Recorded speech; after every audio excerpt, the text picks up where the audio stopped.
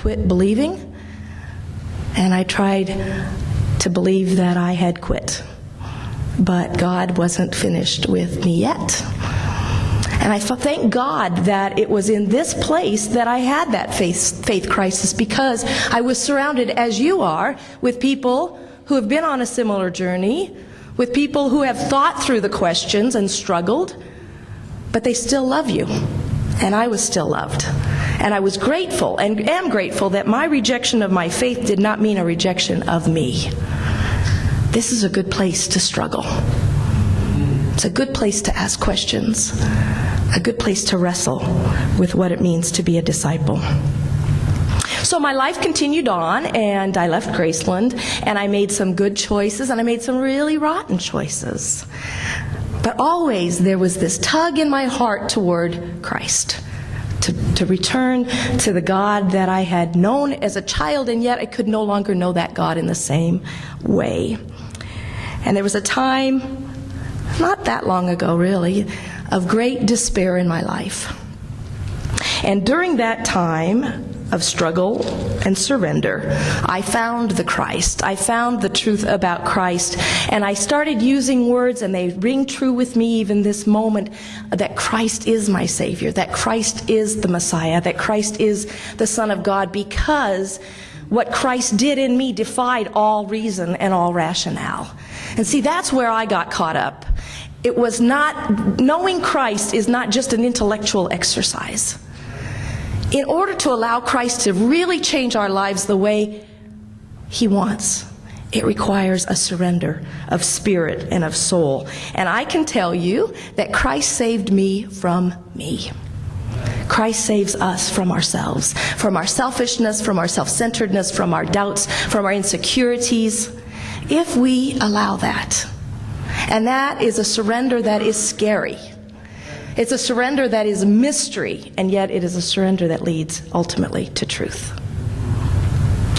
In my ministry, I've had opportunities to become friends and family with people who have lived very different lives than my own. I won't tell you all about them, but I can tell you that they have done evil things. In some cases, they've had to pay the penalty of prison for those evil things, but they've had evil things done to them as well. And because of that, they didn't know the difference. They didn't know what it was like to be born and raised in love, and to have a community around them that supported them. They didn't know that. They were on their own, and they did what they had to in order to survive. But at a point of desperation in their lives, they too surrendered themselves to an unknown God. They had no other options left. They surrendered, and they found in that surrendering a Christ that came to them as they walked through the valley of shadow of death, of hell, literally. And Christ loved them, and Christ accepted them, and Christ said, I choose you. No matter what you've done, no matter the evil that you've witnessed and experienced and perpetuated, I choose you. And what I learned from my friends and my family is that no matter what they go through, there is no doubt in their mind who Christ is.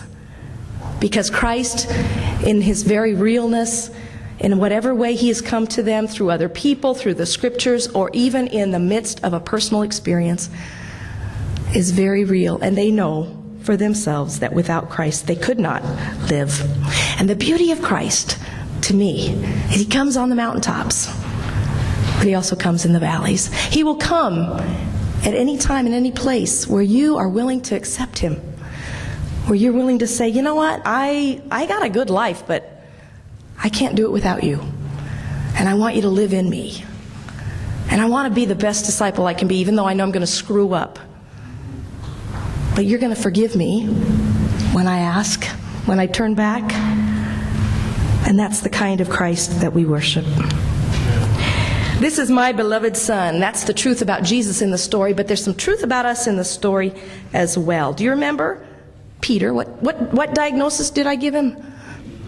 Attention deficit disorder. That's right. I can say that because I used to be a school psychologist. So I used to participate in trying to help kids with that. And I think as I've gotten older, I've gotten attention deficit myself. But you remember his reaction to seeing Elijah and Moses without the name tags was, let's build a tent. Let's pitch our tents right here because, gosh, it feels so good on this mountaintop.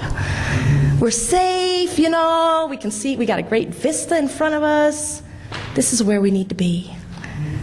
I don't know about you, but I've had those mountaintop experiences where I just wanted to stay pitched in my tent. One of them was in Hawaii this last summer when Peter and I spent our first week in a tent ever.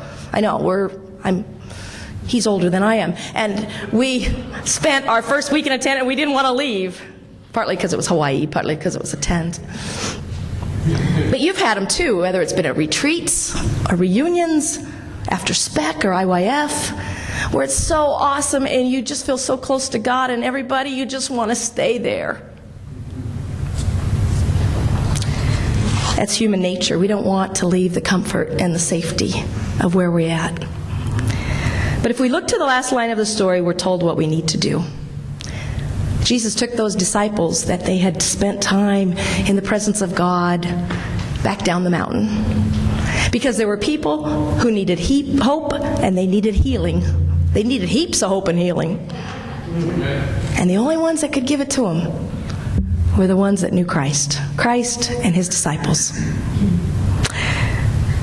That was as much a part of their discipleship journey as going up the mountain and as of staying up on top. And as disciples of Jesus Christ, we're called to go down the mountain. I don't know if that mountain is all the way down to Lamoni, or that mountain is on the way down to Kansas City, or up to Des Moines, or to wherever you're called. Wherever God sends you to be a presence of hope and healing. But you're called to go down the mountain because there are people waiting. That's why it's so important that you know who Jesus is. That it becomes real in your life. This losing of the comfort and safety of our lives in order to gain our real life, our true life, is not easy. It is a challenge. It is a mystery, but it's true. There's one more mystery I want to share with you. That in the process of becoming these disciples who spend time in the presence of God and who go down the mountain to provide hope and healing, there will be those around you, around us, who swear that we're different, who swear that we don't look the same. And it's not because we've lost 20 pounds or because we have a new haircut or we shaved our beards or our eyebrows. It will be because the light of Christ is shining through us. That our inner selves have become, even for a moment, our outer appearance. May the light of Christ that lives in you shine out. May the love of Christ, may the Spirit of Christ be so apparent in you that your roommates and the people you go to class with, your boyfriends, your girlfriends, your best friends say, what is it that's different about you? May the light of Christ shine through you so brightly that there's no doubt that Christ is, that Christ lives, and that you are a disciple.